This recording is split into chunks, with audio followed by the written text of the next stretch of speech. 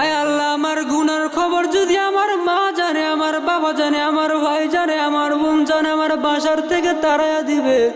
আয় আল্লাহ, আমার গুনার খবর তুমি জানার পরে তুমি আমার খানা বন্ধ করো নাই, বাতাস বন্ধ করো নাই। আয় আল্লাহ, তুমি আমার গুনার খবর জানার পরে তুমি আমার চলাফেরা বন্ধ করো নাই।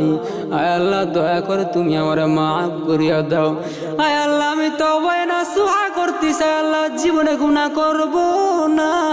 আয় আল্লাহ, তুমি ছাড়া আমার কেউ নাই।